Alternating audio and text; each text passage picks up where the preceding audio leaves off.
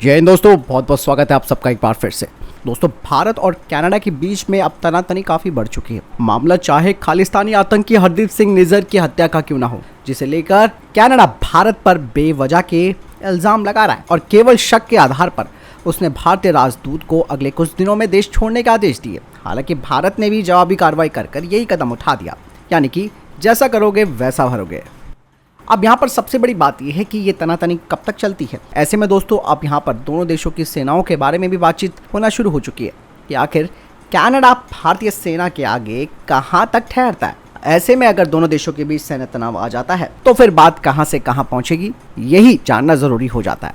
भारत के बाद कनाडा में सबसे ज़्यादा सिख समुदाय मौजूद है और ऐसे में तो दोनों देशों के बीच रिश्ते और ज़्यादा मजबूत और गहरे होने चाहिए।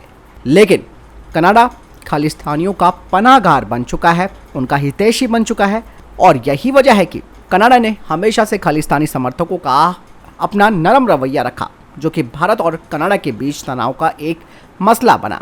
यही नहीं, भारत को तोड़ने की कोशिश ये खालिस्तानी करते रहते हैं और जस्टिन ट्रूडो उनका फुल सपोर्ट करते हैं। यहाँ पर एक बात और सबसे महत्वपूर्ण हो जाती है कि दोनों देशों के द्वारा राजनीतिक यानी कि डिप्लोमेट को हटाना बहुत गंभीर माना जाता है। दोस्तों, ऐसा अक्सर युद्ध की स्थिति में होता है। दरअसल कनाडा को काफ़ी मजबूत देशों का साथ भी मिला हुआ है, जिसमें ब्रिटेन और अमेरिका जैसे देश शामिल हैं और इसीलिए कभी भी कनाडा अपनी सैन्य ताकत पर खर्चा नहीं करता। 2 वर्ल्ड वार होने के बाद आखिरकार 1968 में जो फोर्स बनी थी उन्हें अब कैनेडियन आर्म फोर्स कहा जाता है और इसके भी 3 डिवीज़न हैं, जो कि पानी, हवा और ज़मीन में लड़ने के लिए ट्रेंड किए जाते हैं। दरअसल किसी भी देश की आर्मी की ताकत का अंदाज़ा ग्लोबल फायर पावर इंडेक्स के द्वारा लगाया जाता है और इस ग्लोबल फायर इंडेक्स की 2023 की रिपोर्ट के अनुसार सैन्य शक्ति के मामले में दुनिया में 4थे स्थान पर भारत है, जबकि कनाडा की जो रैंकिंग है वो 20वीं है, यानी कि उसकी आर्मी 20वीं सबसे बड़ी सेना है। भारतीय सेना के पास करीबन 1.4 मिलियन सैनिक है, जबकि ऐसे में अगर कनाडा के सैनिकों की संख्या देखी जाए तो महज 71,000 सैनिक उसके पास हैं, जिनमें से 23,000 तो फुल टाइम सैनिक माने जाते हैं, बाकी ज़रूरत पड़ने पर काम आ जाते हैं। ये डेटा खुद कनाडा की सरकार ने प्रकाशित किया है, जहां भारत लगभग अपनी सैन्य ताकत पर $69 बिलियन खर्च करता है। तो ऐसे में कनाडा की सरकार अपनी जीडीपी का बहुत छोटा हिस्सा यानी कि $36.7 बिलियन अपनी सेना पर खर्च करती है। इस देश में दोस्तों काफ़ी दिक्कतें हैं, जिसमें कि यहाँ के लोग सेना में भर्ती नहीं होना चाहते और इसके लिए बाकायदा कनाडा को लोग भी नहीं मिल रहे। यहाँ तक कि कई बार जस्टिन ट्रूडो की सरकार गैर कनाडाई लोगों को मिलिट्री में भर्ती करने की अपील भी कर चुकी है, यानी कि जो भी यंगस्टर्स 10 साल से कनाडा में रह रहे हैं वो सेना में भर्ती के लिए आवेदन दे सकते हैं। और इन चीज़ों से आप अंदाज़ा लगा सकते हैं कि किस तरीके से सैन्य ताकत के मामले में कनाडा यानी कि कनाडा भारत से काफ़ी पीछे है। अब बात करते हैं न्यूक्लियर वेपन्स की। इससे भी देश की ताकत का अंदाज़ा लगाया जाता है। भारत के पास काफ़ी घातक और आधुनिक एडवांस न्यूक्लियर हथियार हैं, जबकि कनाडा में 80 के दशक से इस दिशा में कुछ भी नहीं हो रहा। शीत युद्ध के दौरान नाटो की ट्रीटी के तहत परमाणु प्रसार संधि पर उसने हस्ताक्षर यानी कि साइन भी कर दिए थे। इसका नियम कहता है कि कनाडा जैसा विकसित देश घातक परमाणु हथियारों के बिना भी रह रहा है, लेकिन इस संधि में दोस्तों इस बात को भी कहा गया है कि अगर कनाडा पर कोई खतरा होता है तो बाकी के जो परमाणु शक्ति संपन्न देश हैं वो उसकी हेल्प यानी कि मदद करेंगे।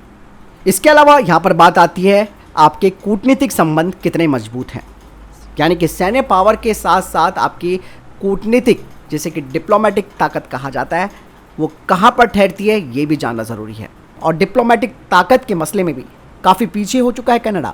हालांकि पहले अमेरिका, फ्रांस, जापान और ब्रिटेन की वजह से सबका कनाडा के साथ एक मजबूत साथ था, खास करके डिप्लोमेटिक ताकत के मामले में, लेकिन अब पूरी की पूरी कहानी बदल चुकी है। इसकी झलक आपने भारत के G20 शिखर सम्मेलन के दौरान भी देखी होगी। खालिस्तानी मुद्दे पर भारत ने वहाँ के पीएम जस्टिन ट्रूडो को अच्छी तरीके से घेर के रखा। बाकी के देश इस पर चुप रहे, किसी ने कुछ नहीं बोला, ना अमेरिका, ना फ्रांस, ना जापान। बाकायदा ये लोग भारत का सपोर्ट करते रहे। इस तरीके से आप देख सकते हैं कि डिप्लोमेटिक फ्रंट पर कनाडा यानी कि कनाडा कितना पीछे और कमज़ोर हो चुका है।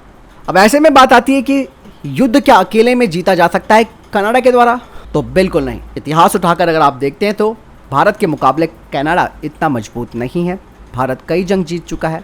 कनाडा ने ब्रिटेन की सेना के साथ मिलकर कई लड़ाइयाँ तो की हैं, लेकिन इस देश का मामला केवल एक साइड रोल की तरह है।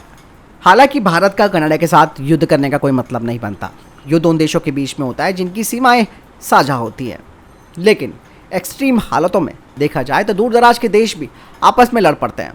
कनाडा और भारत के मामले में अगर कुछ ऐसा होता है, हालांकि इसकी संभावना बहुत कम है, तो भारत उस पर हावी होगा, और ये भी तब तक जब तक कनाडा को बाहर की शक्ति कोई सपोर्ट नहीं करती।